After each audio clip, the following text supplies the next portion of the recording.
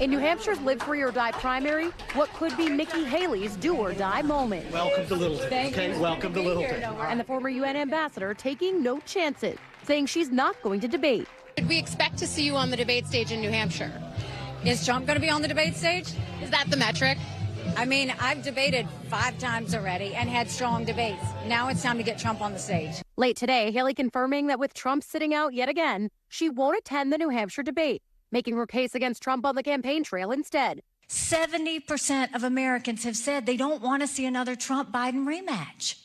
A recent CNN New Hampshire poll taken before the Iowa caucus and before several candidates dropped out shows the former UN ambassador trailing Donald Trump by just single digits, boosted in part by a key endorsement from the state's popular Republican governor, Chris Sununu. This is Nikki Haley versus Donald Trump for the next week. Haley now casting the race in the same binary, her versus her former boss, even as she failed to pull ahead of Florida Governor Ron DeSantis in Iowa last night.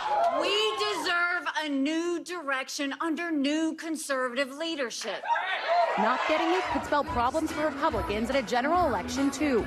NBC News polling out of Iowa showing half of Haley's backers would vote for Biden over Trump in the general election. Trump and Biden both lack a vision for our country's future because both are consumed by the past, by investigations, by vendettas, by grievances. The question now, can Haley consolidate that more moderate anti-Trump vote in the famously independent New Hampshire? America deserves better. All right, Ali Vitale joins us tonight from the campaign trail in Manchester, New Hampshire. Ali, I want to start with the decision not to debate Governor Ron DeSantis. Talk to me about the calculation the Haley campaign made in making that decision.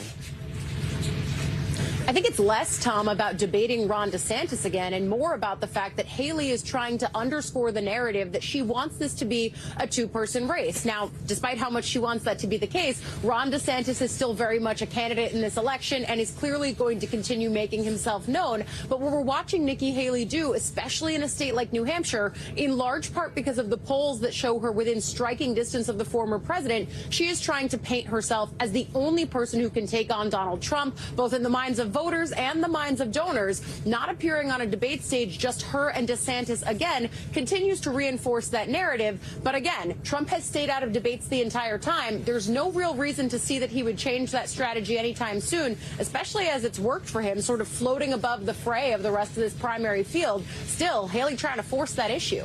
Let's dig a little deeper in that question you posed at the end of your report about the coalition the Haley campaign hopes to build in New Hampshire on Election Day. It's not just going to be with Republicans, right? There's no Democratic primary, so possibly Democrats and independents. She wants to make sure they vote for her. That's exactly right. New Hampshire is really fertile ground for building a coalition that, frankly, she couldn't build anywhere else. We saw a little bit of the breadcrumbs of this in Iowa, where Haley was able to pick off a good amount of independents, though ultimately the majority of them did fall for former President Donald Trump.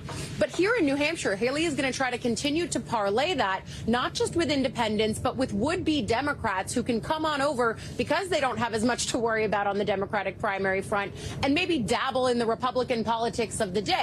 When I asked Nikki Haley about this over the weekend while we were still in Iowa, I said, can you win the Republican nomination with the help of independents and Democrats? Certainly that's something that one of her rivals, Ron DeSantis, is trying to poke at her with. But her strategy, and she reinforced this with me, was to say, shouldn't we be building a big tent, and to reinforce the argument she makes about the general election, that Republicans who have lost so many of those popular votes in general elections past should be trying to get as many independents, Democrats, and Republicans to their cause. Haley's trying to do that not just in the short term in this primary, but trying to make that long-term argument for the general election as well, Tom. Ali Vitale for us from New Hampshire. Ali, we thank you for that. Thanks for watching. Stay updated about breaking news and top stories on the NBC News app or follow us on social media.